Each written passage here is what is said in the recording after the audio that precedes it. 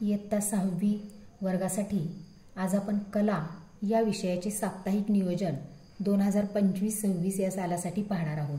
तर साप्ताहिक नियोजनासाठी आवश्यक असणारे घटक आहेत माहे, आठवडा, कालावधी, पाठ, घटक, उपघटक, अध्ययन निष्पत्ती आणि तासिका। तर या ठिकाणी पहा, जूनमध्ये आपल्याला फक्त वर्गपूर्व तयारी घ्यायची आहे। त्यानंतर जुलैमध्ये इथं दिनांक दिलेले आहेत पहा, त्याच्यासमोर आपल्याला कुठला घटक घ्यायचा आहे ते सुद्धा दिलेले आहे आणि त्यानंतर या ठिकाणी त्या घटकाशी संबंधित अध्ययन निष्पत्ती आणि तासिका आहेत।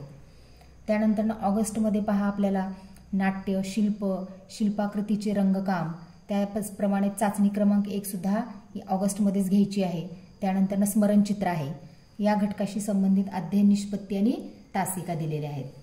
त्यानंतर सप्टेंबर महिन्यामध्ये पहा, गायन, चित्रकल्पना चित्र आहे, पंचतंत्रातील गोष्टी, नृत्य आहे आणि संकल्पचित्र आहे।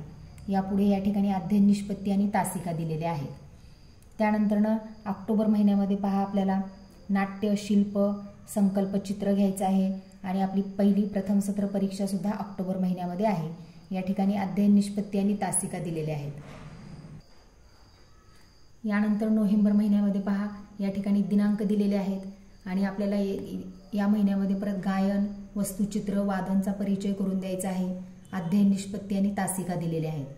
त्यानंतर डिसेंबर महिन्यामध्ये पहा, दिनांकानुसार या ठिकाणी आपल्याला कुठला घटक घ्यायचा आहे ते दिलेला आहे, अध्ययन निष्पत्ती क्रमांक घातलेला आहे आणि तासिका सुद्धा आहे। जानेवारी महिन्यामध्ये आपल्याला परत व्यंगचित्र, नाट्य घ्यायचं आहे आणि परत चित्र घ्यायचं आहे, अध्ययन निष्पत्ती आणि तासिका आहेत। फेब्रुवारी महिन्यामध्ये आपल्याला 2, 9, 16 आणि 23 तारखेला वादन, शिल्प, नाट्य आणि शिल्प घ्यायचं आहे, अध्ययन निष्पत्ती आणि तासिका आहे।